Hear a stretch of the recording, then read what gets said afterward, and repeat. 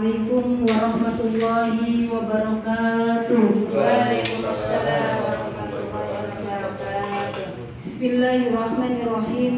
Alhamdulillahilladzi nahmaduhu wa nasta'inu wa nastaghfiruh wa na'udzu billahi min shururi anfusina wa min sayyiati a'malina. May yahdihillahu fala mudilla lahu wa may yudlil fala hadiyalah.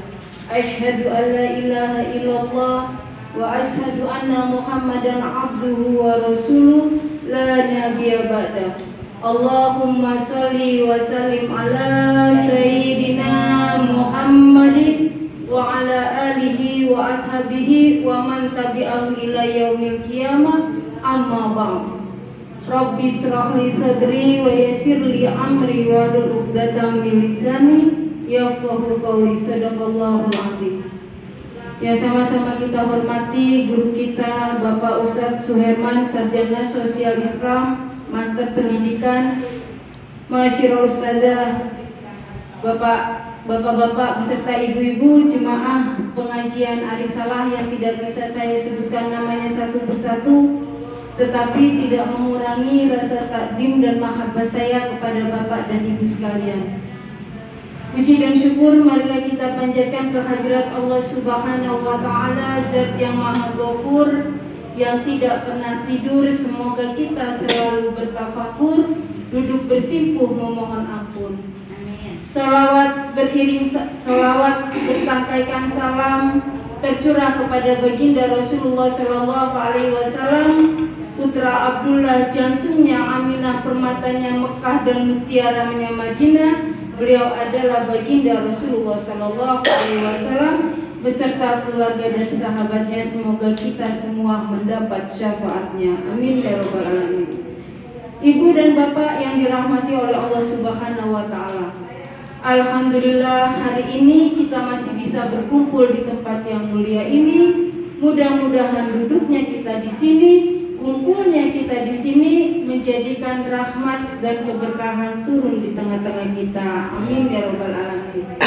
Ibu, bapak, waktu adalah nikmat yang Allah berikan kepada kita, yang apabila kita pandai memanfaatkan waktu itu dengan baik, maka dia akan menjadi sumber kebahagiaan buat kita. Tetapi apabila kita tidak pandai memanfaatkan waktu dengan baik, maka kelak di penghujung umur kita akan timbul penyesalan yang sangat banyak. Allah berfirman di dalam surat Al-Asr, Bismillahirrahmanirrahim.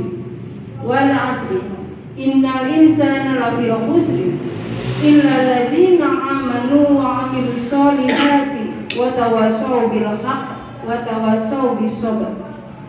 Wal 'asri, demi masa, sesungguhnya manusia itu dalam keadaan yang merugi, kecuali orang-orang yang beriman, beramal soleh, dan saling menasehati dalam kebenaran dan saling menasehati dalam kesabaran. Ayat ini mengajarkan kepada kita, Bu, Pak, ada dua hal yang Allah ciptakan. Yang pertama, ada golongan manusia yang merugi dan ada golongan manusia yang beruntung. Yang mana yang golongan manusia yang merugi? Yang lalai dengan waktu, yang tidak bisa memanfaatkan waktu dengan baik. Kalau diajak ngaji, alasannya banyak banget urusan. Mungkin Bapak dan Ibu pernah ya dengar syair, kadang-kadang sungguh sangat mengherankan, diajak ngaji selalu saja beralasan, tapi kalau diajak pergi ke sirat, dia tetap duduknya paling duluan. Nyata itu.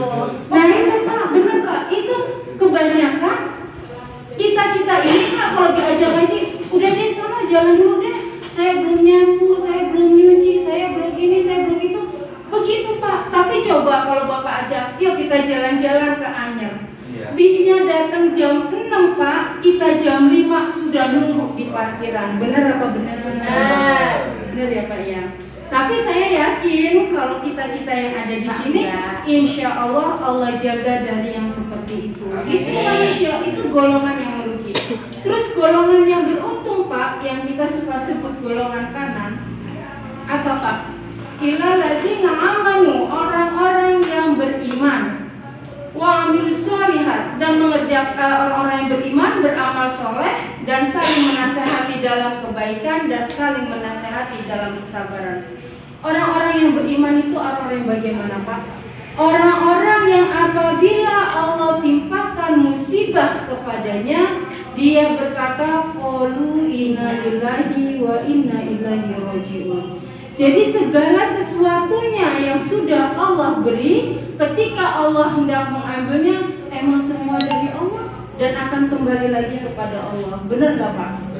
Emang kita bakal hidup terus Pak? Enggak kan? Enggak. Makanya Pak, orang yang beriman nih Bapak dan Ibu, ketika Allah kasih ujian, dia nggak mau Pak, Bu, cerita sama manusia.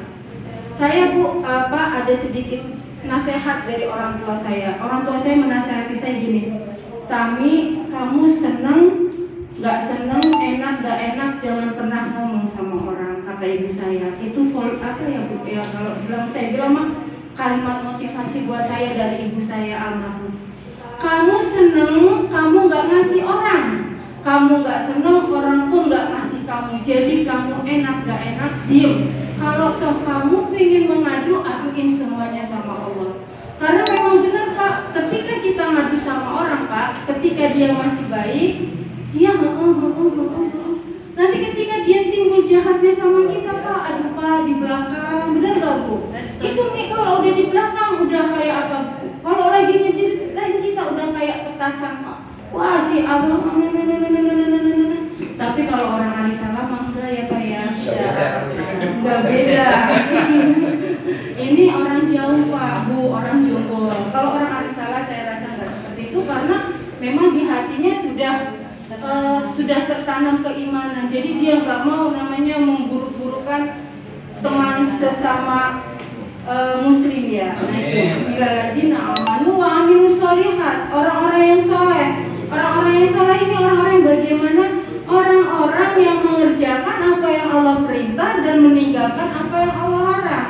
Allah memerintahkan kerjakan sholat, ya kerjakan, dan jangan usah ditambah-tambahin, nggak usah dikurang-kurangin. Dan ketika bacaan sholat pun udah Allah tentukan, udah ada begini, Nabi mengajarkan, oh bacaannya seperti ini. Jadi nggak usah pakai buat bacaan baru Pak. Jadi apa? Suruh sholat nanti giliran Allahu Akbar. Ya kalau kita kan harusnya bilangnya Allahu Akbar karena Allah Maha Besar. Tapi kalau orang Jawa ntar gimana kalau dirubah-rubah bacaan sholat? Allah. Enggak, Allahu Akbar itu Allah Maha Besar. Kalau orang Jawa bilangnya kayak Allah gede.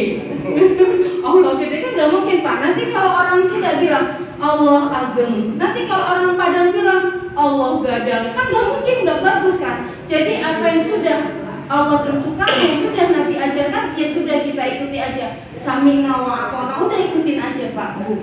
Jadi kita nggak usah buat apa ya cara-cara baru ya.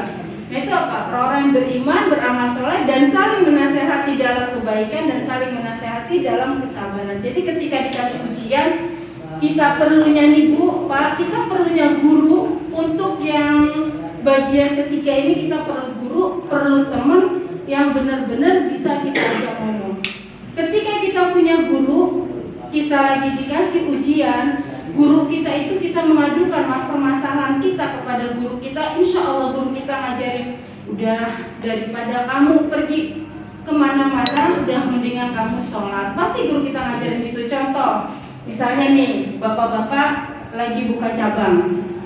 Bukan cabang toko Pak, bukan cabang istri, cabang hati. Kan ini kan yang sekarang lagi ngetren bapak-bapak buka cabang ya. Tapi dari zaman dulu nih bapak-bapak suka buka cabang. Tapi kalau bapak-bapak hari salah enggak ya? Ini bapak-bapak jauh. Enggak jauh. Bapak-bapak lagi buka cabang, ini kita nggak usah pakai ngadu ke sono kemari. Karena saya juga ya Pak, bukannya saya membuka aib teman enggak.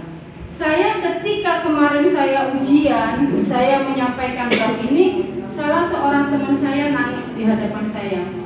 Saya sedih, saya tidak bermaksud untuk menyinggung siapa-siapa. Saya bilang kan ketika kita lagi latihan, saya bilang begini, coba kalau bapaknya buka cabang, ibu jangan suka cerita ke orang, udah ceritain aja, aduin sama orang tuanya atau sama siapa yang ibu bisa percaya, terus sama Allah, ibu nggak usah sembarangan orang cerita. Ternyata ini kejadian sama beliau, Pak. Sampai punya anak 3 tuh, bapak-bapak hati-hati nih, bapak-bapak nih kalau udah melihat yang bening-bening, udah apa ya, matanya udah kawir aja, udah kelilipan matanya.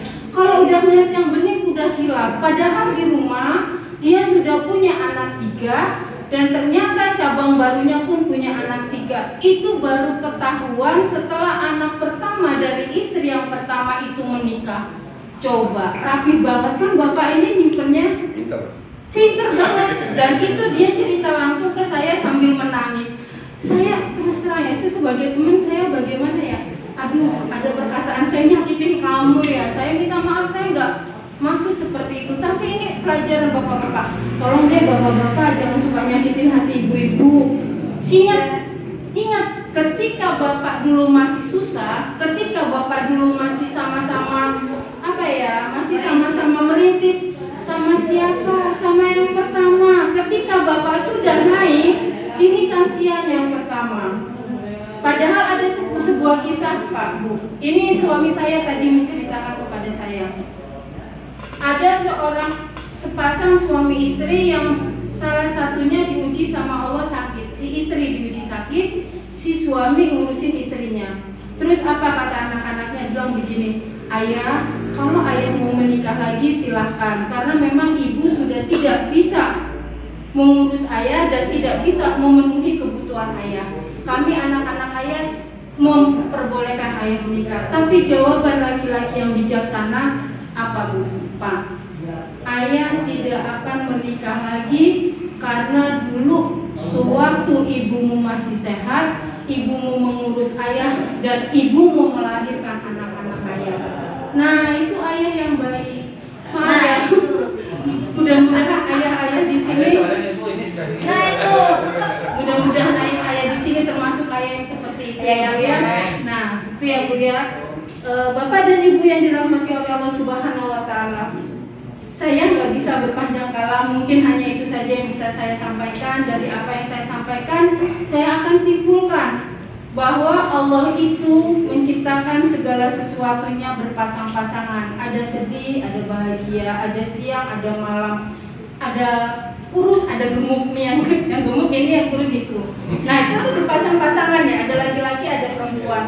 Nah, ini Allah juga menciptakan begitu ya, ada sesuatu yang baik dan ada sesuatu yang buruk. Nah, yang baik tadi kita bisa ambil untuk pelajaran, untuk tibar buat kita, bahwa kita harus selalu beramal soleh, terus harus saling menasihati sesama teman dalam hal kebaikan dan kesabaran ya Bapak Ibu. Itu saja dari saya. Semoga kita semua di sini Allah jadikan kita orang-orang yang selalu taat atas perintah Allah dan kita menjauhi segala larangan Allah. Akhir kalam saya ucapkan, wallahul muwaffiq ila aqwamit thoriq. Wassalamualaikum warahmatullahi wabarakatuh.